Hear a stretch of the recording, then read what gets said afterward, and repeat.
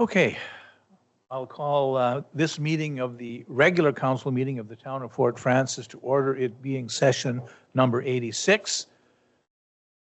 I'll begin with the territorial acknowledgement, as we always do. We respect and truly acknowledge that we are on Treaty 3 territory, the traditional land of the Anishinaabe and the Métis Nation.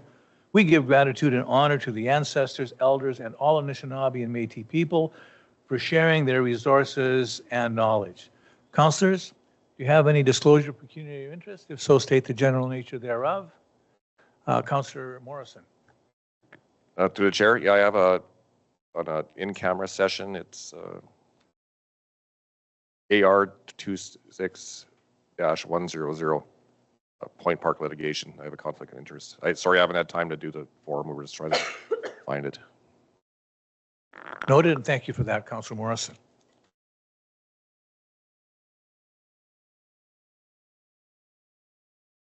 Under delegations and deputations and presentations, there are none, although I have one small one. Tonight is one of our managers, Alyssa McLeod's last meeting. And tomorrow is Alyssa's last day as a member of our administrative staff and an employee of the town of Fort Frances. I would like to say a few words about this human dynamo. Alyssa has been a breath of fresh air. She started out as HR manager, where she immediately made some impressive changes that improved the working conditions for everyone, including council. One such change being, among many others, was complimentary gym membership to improve the health of our staff. I greatly enjoy that one. Thank you, Alyssa. When the position opened up, Alyssa took over as culture and recreation manager, which left the HR manager position open. We didn't have an immediate candidate, so Alyssa did both jobs for a period of time and did both of them very well, putting in long hours on behalf of the town of Fort Frances. Not only that, but during that time frame, our public library was unionized, and the library board had to negotiate a first contract with CUPE. This is not something that a board of volunteers expected to do, nor did they necessarily have the experience. It was incredibly stressful for them.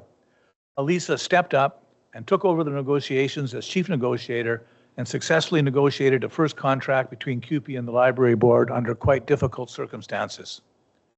Alyssa has done an excellent job as a recreation and culture manager, bringing her all-around competence, creativity, and sense of professionalism to her role. She has implemented many positive changes, too numerous to mention, in culture and recreation. Some of them are showing up in tonight's operational budget.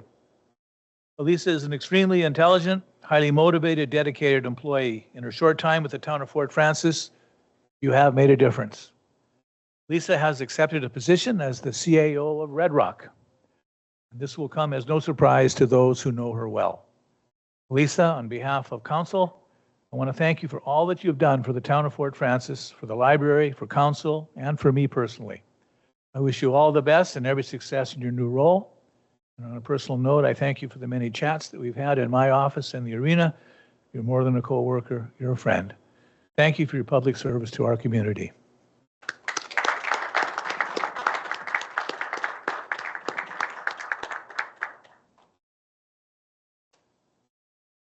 Moving on, correspondence. We have the District of Rainy River Services Board agenda package from April 15th in the 2026 meeting.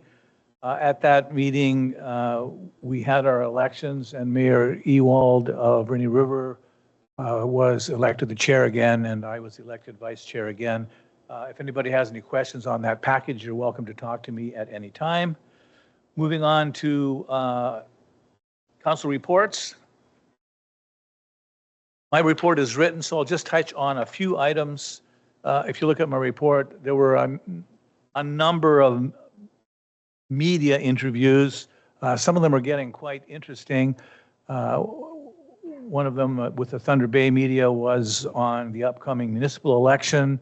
Our radio station wanted to know about Roma. Again, Thunder Bay media, various outlets are now starting to ask questions about our relationship with the United States. They're asking questions about ICE. They're asking questions about President Trump, so it's getting kind of political. Some good news. Our MP's Fort Frances office has reopened. Norma Jean Calder is the parliamentary assistant to Marcus Pulowski. And for those of you who have forgotten where it is, because it's been closed for a while, it's on Scott Street, just this side of the museum. There's been elections with some of the First Nations band. So whenever there's an election, I call the new chief to congratulate them and see if I can set up a meeting to talk about issues pertaining to Fort Frances and things that we can work on together. I've had one phone call with Chief Counselor where I congratulated him, and we're set to get together for a meeting end of this month, early February. I've already had a meeting with Chief Leonard of Rainy River First Nations, and in fact, he called me again today, and we're going to get together for another meeting.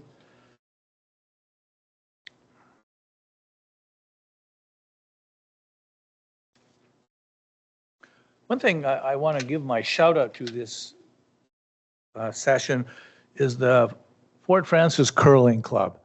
There's some amazing things that happen at our curling club, and I really want people to be aware of them. Our curling club punches well above its weight, and it's always hosting district or regional or even provincial championships. Recently, we held the Northern Ontario championships here in Fort Frances, with the winner going on to the Nationals. And one thing I notice whenever I go to the curling club is there's a really good turnout for these events, both from many, many out-of-town teams who I then see uptown shopping, and from our own residents who gather to watch the curling. So it's a really happening place, and my shout out of the week goes to our Fort Frances Curling Club. Just a comment on Roma. I'm going to write a written report, but I didn't have time to get it into this meeting, so I'll include it with my next meeting. And with that, I'll conclude my report. If anyone has questions about anything in there, you're welcome to see me at any time for further information. Councillor Behan, did you have a report? Yes, thank you, Mr. Mayor, and good evening, everyone. I attended the annual general meeting of the Rainy River District Municipal Association, along with Mayor Halikas, Councillors McTaggart and Morrison, and EDO Sumantra Ghosh, which was held Saturday, January 10th, starting at 9 a.m. It was hosted by the Township of Sioux Narrows, Nestor Falls, and held at Nestor Falls Community Center. The business portion of the agenda featured discussion around 6 resolutions that had been submitted, including one from the town of Fort Frances that is requesting provincial funding for airport capital costs. The other resolutions included 3 from EMO, which were changing the railway taxation from a dollar rate per acre to a per ton/mile formula, increasing the public library operating grant, or PLOG, to restore it to present day value, which is something the Fort Frances Council has done previously, and also having accessible year-round washroom facilities at least every 100 kilometers along highways 11, 17, and 71. There also were 2 from the Chapel Township, which dealt with supporting the Elect Respect Pledge, which our council has also already supported, and addressing sustainable funding to address the unique financial realities facing rural and northern communities. I'm pleased to report that all 6 resolutions were approved by the RRDMA and now will be forwarded to NOMA for consideration at its annual conference in late April in Thunder Bay. I also can report that Atikokan submitted a request to hold the AGM at a central location in the Rainy River District each year, rather than rotating it around to various municipalities, as is the current practice, as well as holding it later in the winter instead of early January. There also was discussion about holding only 1 general membership meeting each year in May versus 2 a year in May and September. Both these items were tabled for further discussion and decision to the general membership meeting in May. It also was decided that I, as Vice President of the RRDMA, will attend the annual general meeting of the Kenora and District Municipal Association, which is scheduled for February 19th to 21st in Ignace. The rest of the agenda featured guest speakers from the Northwestern Health Unit, the Ministry of Municipal Affairs and Housing, the District of Rainy River Services Board, the Ministry of Northern Development and Mines/FedNor, the Rainy River Future Development Corporation, the Township of Sioux Narrows, Nestor Falls, which reported on economic development in small communities, and Rainy River First Nations Chief Jim Leonard on how his community is dealing with the addictions crisis. I also represented Fort Frances at the RRDMA's most recent quarterly meeting with the Riverside Board Administration. That was held last Wednesday, January 21st at 9 a.m. in the boardroom at La Vérendrye Hospital. Among the issues discussed was the importance of having an airport in Fort Frances to Riverside in terms of providing health care to district residents. I'm pleased to report that Riverside CEO Henry Gauthier graciously agreed to write a letter of support to Fort Frances' request for provincial funding for airport capital costs, which he sent to me the very following morning and which I've already forwarded to Mayor Halakis as further ammunition as we continue to lobby Queen's Park on this issue, including as part of the ongoing pre-budget consultations. Other discussions centered around the addictions and mental health crisis facing our district and the doctor situation in Rainy River. We also were told that the current lights camera diagnosis fundraising campaign to install an MRI unit at Lavergne Hospital is now within $250,000 of its goal, which it hopes to achieve by the 1st of September in order to access an additional $200,000 from a foundation in Southern Ontario for this cause. Turning to the Fort Frances Chamber of Commerce, the next meeting of the Board of Directors is scheduled for Wednesday, February 11th at 5 p.m. at the Sister Kennedy Center. We are trying a different time of day in hopes that more directors are able to attend. The agenda will include a report from the nomination committee to fill several vacancies on the board, setting the date for the annual general meeting, and the future of the executive director and marketing positions going forward, which have an impact on the chamber going forward. I also can report that the Chamber's annual business expo is being held a month later than usual this year, with the dates being May 22nd and 23rd at the Fort Frances Curling Club. Stay tuned for more details on this event. Finally, I attended the regular monthly meeting of the Fort Frances Public Library Board, held on Thursday, January 15th at 4:35 in the Shaw Room at the library, and I believe Councillor Morrison will provide further details about this meeting in his verbal update tonight. That concludes my report. Thank you. Thank you. Councillor Brenner, do you have a report? Go ahead. Thank you. I just wanted to let everyone know that I have been working with Minister Rickford on the provision of ophthalmology services in our district. You may or may not know that many of our residents in our community, in our region, access services for treatment for macular degeneration.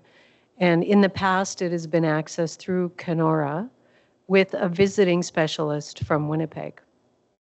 Recently, the specialist decided that without assistance for his travel and expenses to go to Kenora, he would be withdrawing, and now all of his patients have to go to Winnipeg. So I've spoken with Minister Rickford and talked to him about the possibility of reinstating that service in our area. He's indicated that he is working on it. We've had several conversations, and I am hoping that that we do see those services return to our region, whether it's Kenora or our area. So I will keep you updated on that. And if there's anyone in the community that is currently, displaced because of the changes to these services, I welcome your calls or conversations so that I can continue to work on this issue with Minister Rickford. Thank you.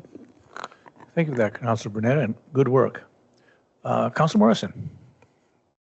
Through the chair, I have quite a lengthy one today. On January 10th, as Councillor Ian mentioned, I also attended the Rainy River District Municipal Association meeting, and I just wanted to add newly elected Chief Jim Leonard. He was a final presenter of the day. He was quite passionate. He spoke about the addictions he's experienced in his community, Rainy River First Nations, how they've been making progress with this overwhelming crisis. As he mentioned, the drug crisis is affecting all the communities in our area. As he mentioned, we all need to work together to come up with effective solutions to help those in need and work on prevention to try to steer youth, young adults to a clean, productive path. And that note, I just want to mention recently one of our partner or local First Nations, Naketchewanong or Northwest Bay, they recently opened a youth drop-in center for the youth area and drop-in after school, weekends, and PA days. A pool table, basketball hoops, arcade games, ping pong, a nice lounging area and TV for all the youth to hang out. It'd be nice if all the communities in the area were able to get something like that, give the kids somewhere to go, somewhere positive, somewhere safe, and a fun alternative to hang out instead of hanging out in the streets and trying drugs. That's a good one of the conversations I had with Chief Jim Leonard at the Nestor Falls. On November 18th, I attended the library meeting.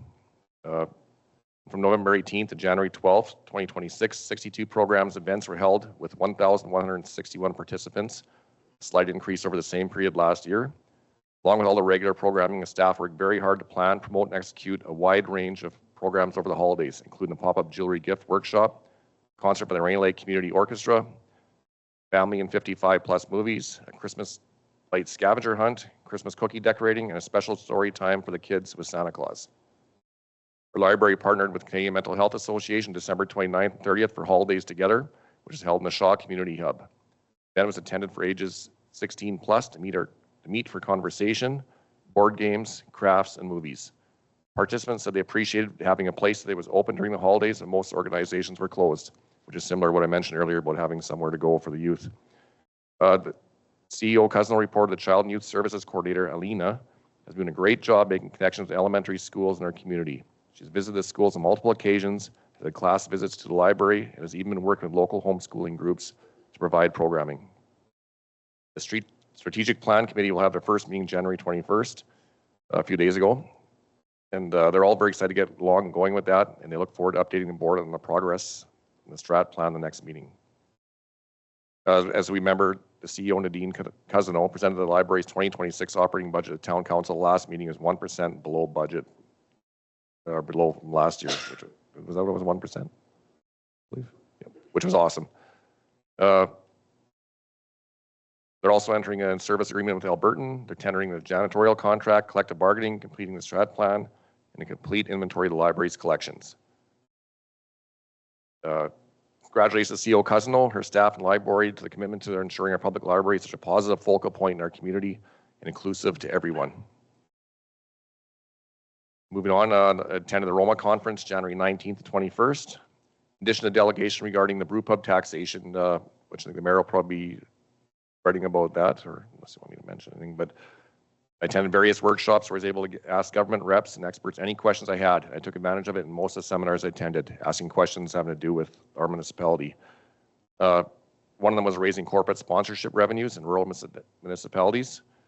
It was a workshop designed for rural municipalities to understand the opportunities in raising revenues outside of increased taxes or user fees. So say, for example, if we wanted to rename the East End Hall, mentioned before, the Councillor Mackey East Hall, we would, for a sum of money, it'll help us raise money to offset some of the expenses of operating some of these buildings. I attended another workshop on rural road safety. While rural Ontario is home to 17% of the population, 55% of the road fatalities occur in rural roads. This session heard from municipalities and experts on successful approaches to tackle this critical issue. I also had a good dialogue with Indigenous municipal relations. First Nations chiefs from across Ontario shared practical and lessons on building strong, respectful municipal Indigenous relationships. I will speak of my experience working with First Nation communities and how to show cultural respect by using tobacco, a sema, to all work together. They also had the Bear Pit session, the Ministers of Ontario's. The Roma Bear Pit session, the Roma conference, was a significant event where municipal delegates could directly question Ontario's cabinet ministers. Delegates were given 90 seconds to ask a question relating to provincial governance, and appropriate Ontario cabinet ministers were given 2 minutes to respond to the question, and I found it a great experience. That was good timing. You have 5 minutes, you were at 4:50. Right on. Good report. Moving on to the consent agenda, we have 3 items. Starting at 8.2, we have the regular council meeting minutes of January 12th. The recommendation reads, the council approved the regular council meeting minutes of January 12th, 2026 as presented. 8.3, we have boards and committee meeting minutes. We have 4 sets. Recommendation reads that the following boards and committee meeting minutes be received as information. First one is the Committee of Adjustment meeting minutes of August 20th, 2025. Second is the Rainy River District West OPP Detachment Board meeting minutes of December 15th, 2025. The third is the Fort Frances Public Library Board meeting minutes of November 20th, 2025. And the last is the Fort Frances Public Library Board meeting minutes of December 18th, 2025. And item 8.4 deals with the fire protection grant. And the recommendation reads that council approve report AR-26-0992 titled Fire Protection Grant FY 25-26, and that council authorizes a bylaw to come forward to the same meeting of council to be signed by the mayor and clerk. Anybody want any of those pulled? Seeing none, I'll put a resolution on the floor that council approve the consent agenda as follows. Agenda items 8.2, 8.3, and 8.4. Mover and seconder, please. Councillor B and Councillor Bernetta. All in favor? It's carried. No one is opposed.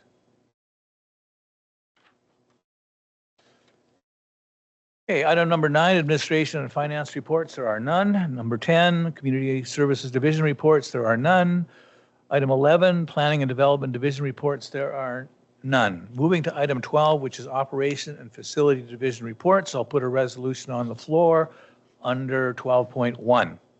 Recommendation reads that council approval of report AR-26-0994 will agree with the recommendation of administration toward the supply of the steel rink roof structure at McCurvin Rink and East End Rink to Northern Flow Installation for a total price of $1,062,703.61 plus applicable taxes. And the council approves this expenditure related to the East End Rink to proceed without full grant approval, and that the budget shortfall be funded as outlined in the report, and that a bylaw be prepared authorizing mayor and clerk to execute the agreement on behalf of the corporation. Can I get a mover and seconder, please? Councillor Firth and Councillor Bien. Okay, councillors, discussion. Councillor Bernetta. Thank you, Your Worship. From my calculations, it seems that by doing both roofs at the same time, we save around $52,000. But if the second grant is not approved, we're actually going to be approving spending $241,860. So personally, I would prefer to only do the McCurvin Rink, which we have a grant for, and wait. I know we may lose up to $52,000, but wait for approval of the second grant before we do the East End Rink roof. Thank you. Thank you, Councillor Bernetta. Councillor Bien. Thank you, Mr. Mayor. Through you, sort of building on Councillor Bernetta's point, when right now the shortfall for doing both rinks is $535,000 than what we had budgeted for between the grant that we're hoping to get and $200,000 that we were going to put in. And I'm worried about doing this without the grant, because if we don't get that grant, I don't want to assume we're going to get the grant, that it would be over $1 million shortfall. But so I guess my question, Manager Rob, is, am I reading that correctly, that we do not have that grant approval yet? So that potential shortfall could be $1 million? Manager Rob. Thank you, through the chair. So we have been approved at phase 1, but we have not heard yet on phase 2. That will likely not come until really spring or summer.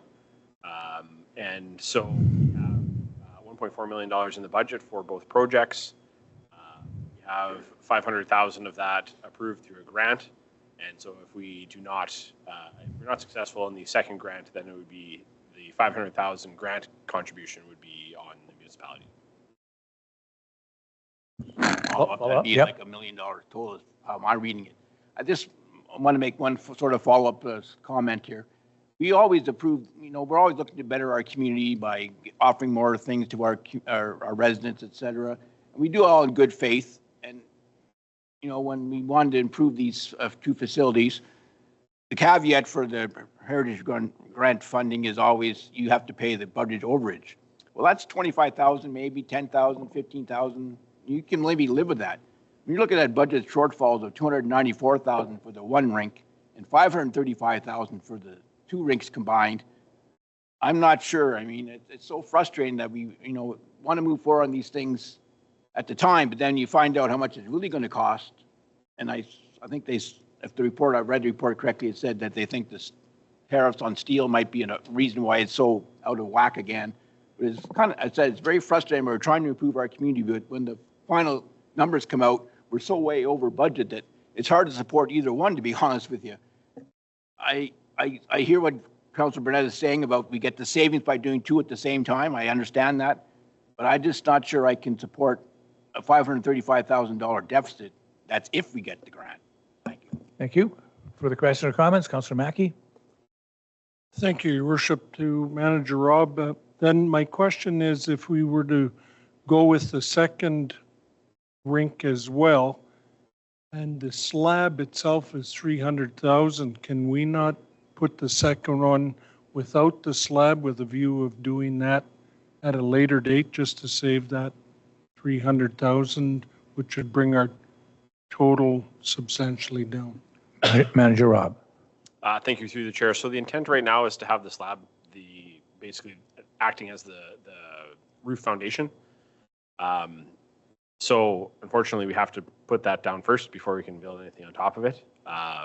The other issue with it is that the roof structure is larger, will accommodate a larger rink than McCurvin Rink currently is, but not as large as East End Rink is. So East End Rink was going to end up being slightly smaller. So even that fitting the steel structure around the East End Rink, if we were to go with a different foundation style, would be, I don't want to say impossible, but extremely challenging.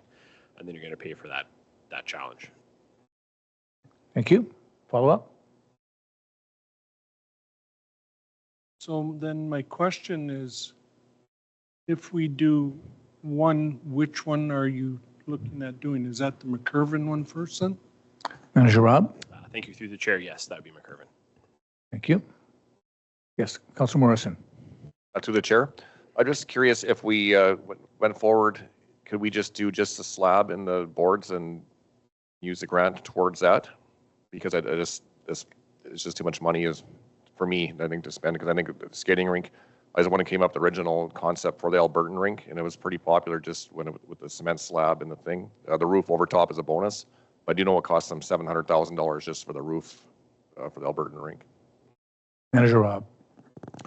So the grant application that we have in right now is for the roof, the slab, the boards, and everything. So at this point in time, if we're successful on that grant, we'd have to go back and do a request for a scope change. Further follow up? Further questions? Okay. Calling the question. All in favor? Opposed? Does anyone want to make a motion for different action? Councillor Morrison?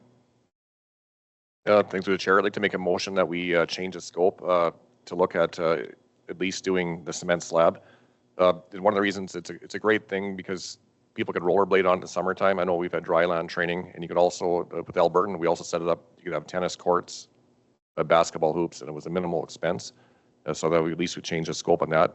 People have been skating on outdoor rinks for over 100 years without a roof, but they can just use it year round if we can get the cement slab, and then maybe look at a future date down the road, take a look at maybe putting a roof on it. Councillor Firth?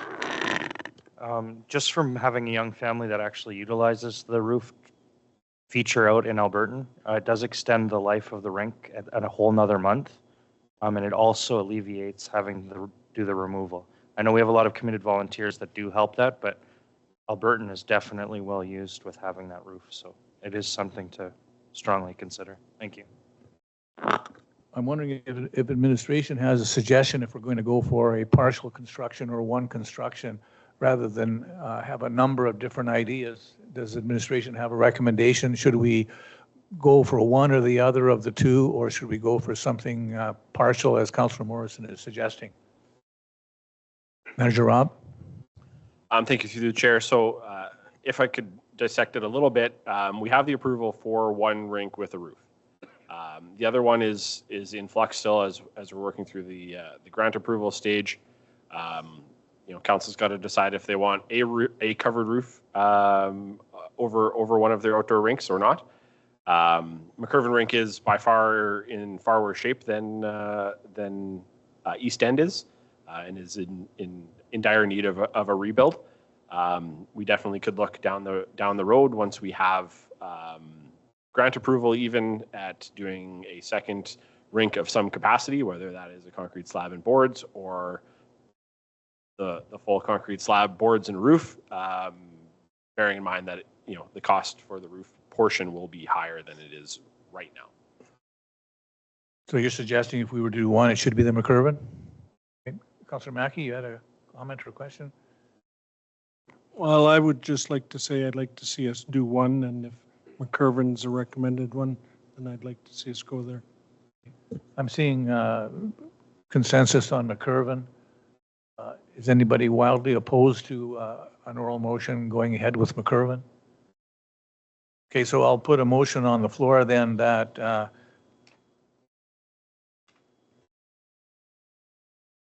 Councilor McTaggart? Could I just ask, we're going to take this out of reserves. What's this going to do to our reserve balances? If I may. Who wants to tackle that? Madam Treasurer, putting you on the spot.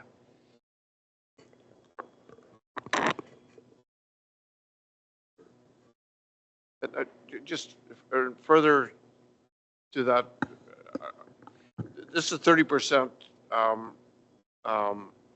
underestimate of the cost of the project. Do we anticipate more of this as we get into the construction year? So that's two questions. You want to take one of them, Manager Rob? I can take the second one. Okay, Well, go ahead. We'll Don's give the looking for the first. Treasurer time to think. I think it's going to depend on what the project is. In this case, talking to various people throughout this process that's got me up to this point, I've seen huge swings in the cost of steel, and that's impacting this project tremendously. So even post RFP close, I've got contractors confirming when award is going to happen because the steel firms are willing to hold their pricing, but the price continues to go up and they can only hold it for so long and all of these things. So I think depending on what the commodity is that is the prime piece of whatever the project is, that's really going to drive what the costs this year are looking like going forward. Okay. So I'm going to put a resolution on the floor so that we can have focused discussion going with the consensus of council. We're waiting on that, but I need to get a resolution on the floor, and this will be part of that discussion. So the resolution will be that council approval of report AR-26-0994 will award RFP 2025-OF-15 to Northern Flow Installation for the supply and erection of a steel rink roof structure at McCurven Rink for a total tender price of $545,999.68 plus applicable taxes, and that the budget shortfall be funded as outlined in the report, and that a bylaw be prepared authorizing mayor and clerk to sign the agreement on behalf of the corporation. Our clerk managed to get that ready while we were debating. So that's on the floor, and I do need a mover and seconder for that, Councillor Firth, Councillor Behan. And now we're back to discussion on this. Did you manage to get some information there, Madam Treasurer? I did, thank you.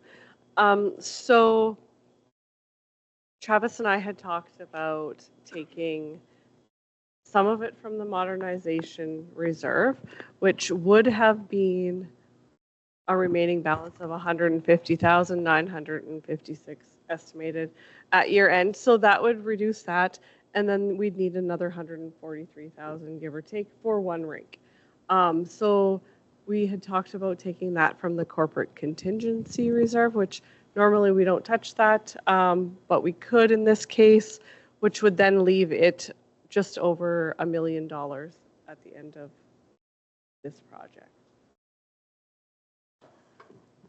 Further questions or comments? Councillor Firth. Through your worship, is this an opportunity to, as Councillor Morrison and I have been in these workshops down east for corporate signage and or sponsorship, is this one of those opportunities that we should ask administration to provide a report of options for how we can offset some of these costs? Does anyone in administration want to take that on? CEO? Yeah, thank you, Your Worship. Definitely, if that's the will of council. They're two separate things, though, right? Obviously, we would move forward tonight with the one decision if you want to do one or two rinks or no rinks, and then give subsequent direction for us to focus as a priority for that. Thank you. Okay, fine with that. Further questions or comments? Okay. Then Call the question on the one rink, the McCurvin rink. All in favor? That's carried. No one was opposed. Thank you, councillors.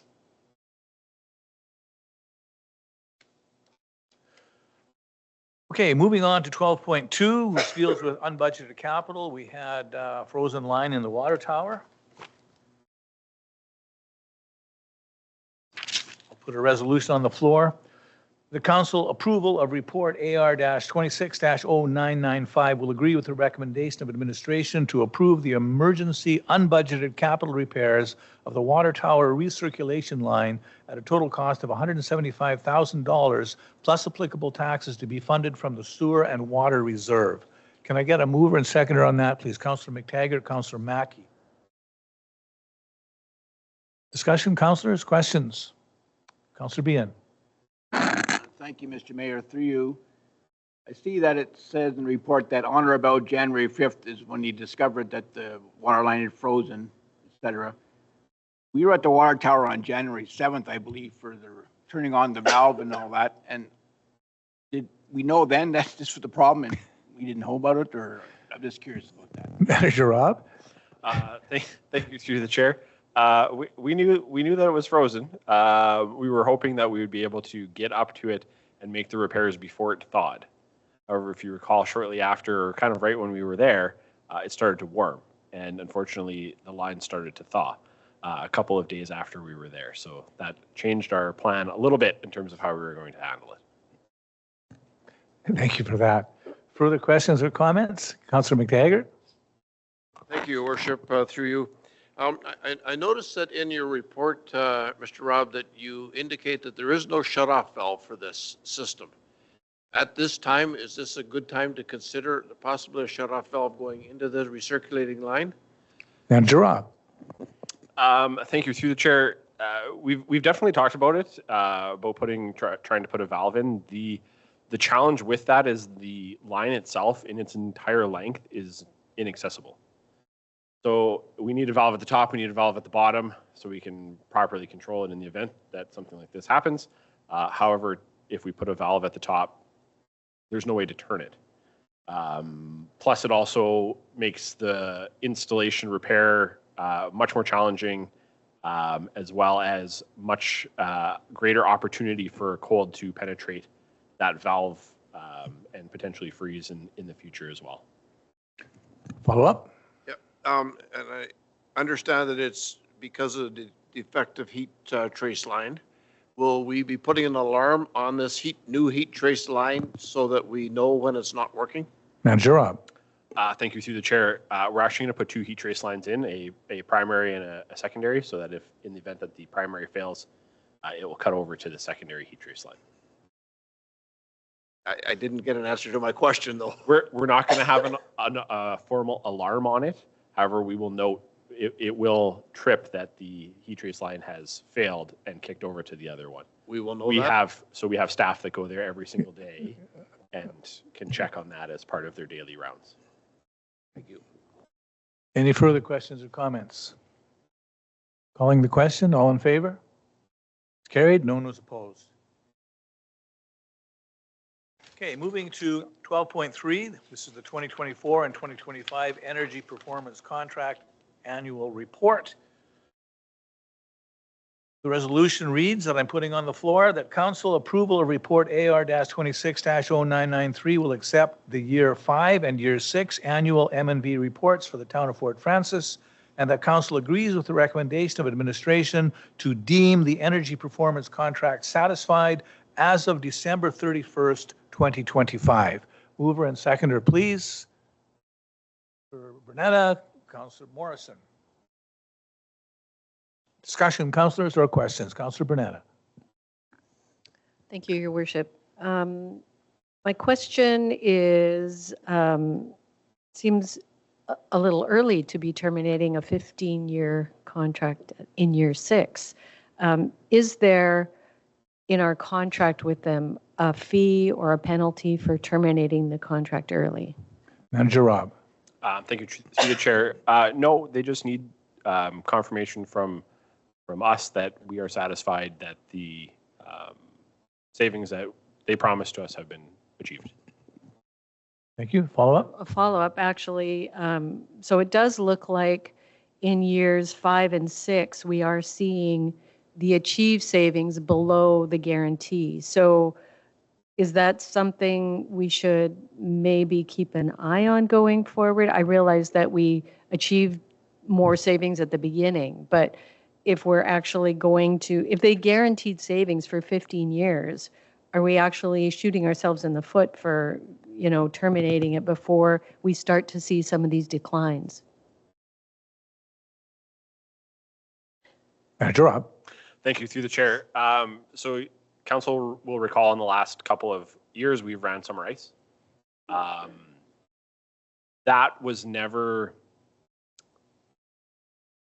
adjusted in the energy analysis that is part of this report. So that's probably the biggest change that has happened in our facilities over the last couple of years in terms of energy consumption. There's been some other smaller things as well. And all of these changes compound on each other. So I think if you were to rerun the total achieved savings with the adjustments for things like summer ice, the graph would look very, very different, and our achieved savings would be much higher when you're looking at what the actual operation of the facility is versus what the baseline contemplated. Sorry, just for clarification then, is there, what do we get out of achieving more savings besides savings more money? Is there something in the contract that penalizes them if we don't get the savings or advantages us? I don't know if that makes sense. Manager Rob? Thank you, through the chair. So the way that the guarantee works is it's cumulative savings year over year.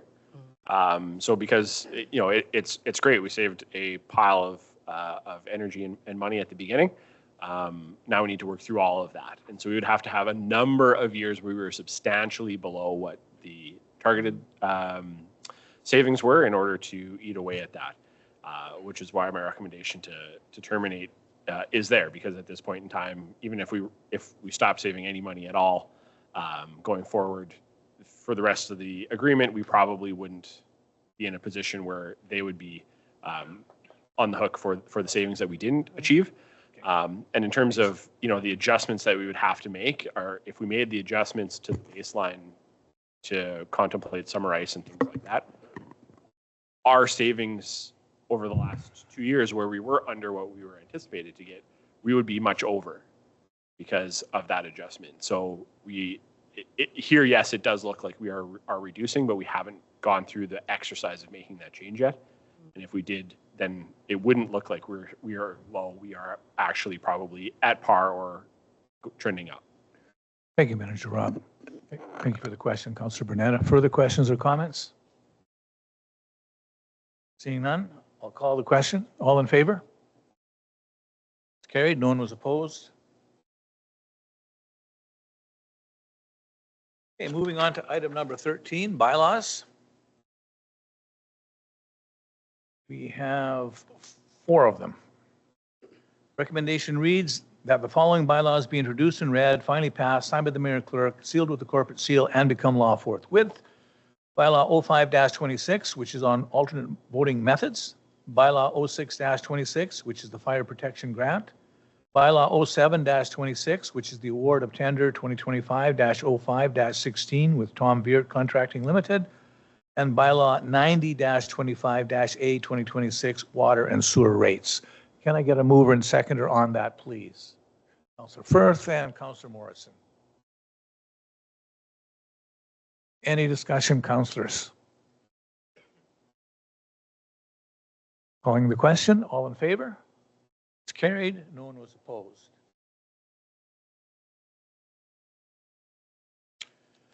Okay, that brings us to item number 14, which is a notice of motion put in by Councillor McTaggart. Councillor McTaggart, I'll let you put your resolution on the floor orally. Thank you, Your Worship. I'm moving that council would reconsider Resolution 1029 regarding Report AR-25-0962 Sunny Cove Camp.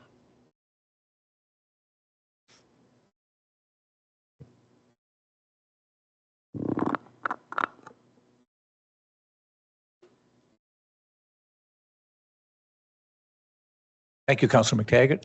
Moved by Councillor McTaggart. I need a seconder. Councillor Bernetta. Okay, before we begin discussion, just a little clarification. Procedural, really. So the resolution on the floor is whether you want to reopen the motion or not. It's not to debate whether you want to sell Sunny Cove or not. It's simply whether you want to reopen the motion and give reasons why or why not. So on the motion on the floor then, discussion, councillors. Councillor Bernetta. Thank you, Your Worship. I just wanted to say a few words. When communities look back and ask who we were, they don't measure it by the balance sheet alone. They remember the places we protected, the opportunities we preserved, and whether we chose short-term gain or long-term legacy. I'd like to thank Councillor McTaggart for agreeing to reconsider this issue. I also want to acknowledge that at the meeting where the decision was made, I don't feel I truly expressed my thoughts, and I appreciate the opportunity to speak again today. As Terry Ogden said in his delegation to council, Sunny Cove truly is a jewel in our community. And to paraphrase some of the things he said, it's not just a parcel of land. It's a place where families gather, memories are made, and community happens. So the primary reason I believe we should reconsider this motion or this decision is that I don't believe we've exhausted all available options regarding the restrictive covenant placed on the property by the former owners. I believe there may be a reasonable compromise, one that respects their original wishes while still serving the long-term interests of our community. So it's not just a financial decision, it's a statement about our priorities and our legacy. I urge you to reconsider the earlier decision and support a path that keeps all viable options on the table. What we choose today will say a great deal about the kind of community Fort Frances intends to be. Thank you, Councillor Bernetta. Further comment or questions? Councillor McTaggart. Thank you, Your Worship. On the evening of December the 8th, I could have gone either way with this decision. Since that time, I've listened and listened and listened to a lot of people from the community, both for and against. More are for keeping it, and I really want to have a discussion further in regards to that. That's why I've asked it to be reconsidered. Thank you, Councillor McTaggart. Any further discussion? Councillor Morrison. To Your Worship, thank you. I just wanted to say, I think one of the reasons we are here is because some of the quotes we've had at the time, I think the grant was like 495,000, around 500,000. We had quotes like 1.7 million, so it looked like almost an impossible task. And then economic development officer in the CBO and I went up and we talked with the local log home builder, and he said he could fix Sunny Cove, Russell Hall within the amount of that grant. And I think that we haven't really had a chance to really flesh that out before we had the vote. I think there are possibilities. I know I've had a lot of local agencies come up to me and say they'd like to have the opportunity to rent that, for the youth in the area. It's something that I don't think maybe has been looked at before. Perhaps setting up a committee, to try to find different ways that we can make it a viable success. And at any rate, if it didn't work, we could use the money to fix it up. If it didn't work, and if it down the road, we had to look at it 3 years, I think we'd be able to recoup what we put into it and then some, just based on having a functioning hall. Thank you. Okay. Further questions? Councillor Mackey. Thank you, Your Worship. It is my belief that Sunny Cove Camp should be sold, that the proceeds should be given to Kiwanis Club of Fort Frances minus any legitimate costs attributable to the sale of the property. Firstly, Kiwanis sold the property to the town under the agreed provision that the town would continue to operate the property. Councillor Mackey, I'm going to interrupt. Please just confine your remarks to whether you want to revisit the motion or not revisit the motion. I'm sorry, but we're not debating whether we want to sell it or not. It's just whether we want to reopen the motion or not. If the motion passes, the debate will happen. My answer is sell it. Okay. Further discussion? Calling the question, Councilor Bien. Thank you, Mr. Mayor. I've been struggling with this decision for a very long time, several years now, and trying to decide what's right to do for our community and our residents. And I want to echo your comments at our last meeting when the delegation was here to present their argument. And I applaud them. I respect their advocacy. I respect their passion about this Sunny Cove camp, and I respect their opinions. I did not hear any new information that I haven't already struggled with over the past 6-7 years. We've been debating this. And at the end of the day, we are facing with tough decisions to make, given that our tax base is shrinking. How do we sustain this going forward? And unfortunately, I will upset a lot of people with this, and they'll be disappointed, but I'm not going to change my decision on the fact that the town should divest of itself of Sunny Cove. Thank you. Thank you, Councilor Bien. Further comments? So just for clarification then again, there's a high bar on this motion. Motion to reconsider requires a 2/3 majority, which for this council is 5 votes in favor. Calling the question, all in favor? Only 3 votes. The motion is defeated.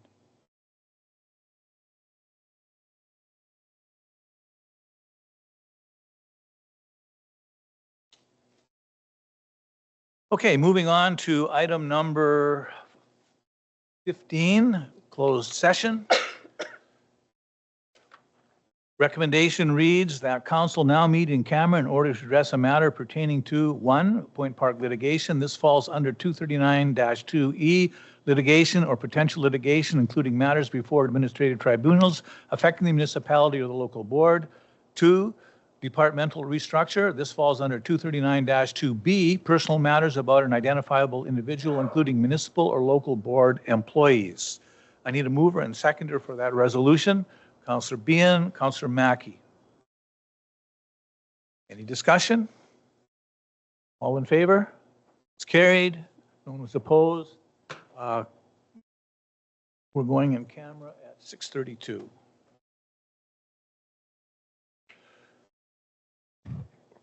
For those of you joining the meeting virtually, we'll now move into closed session. At the end of that time, we will arise and report.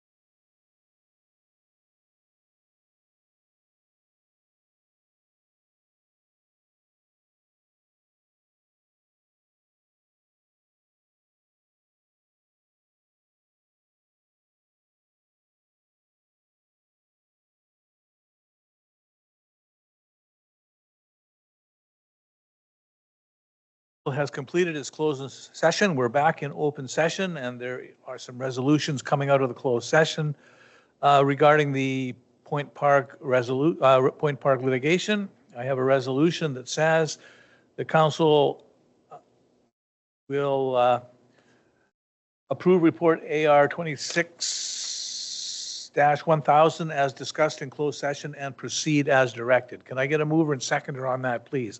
Councillor Mackey, Councillor Brunetta.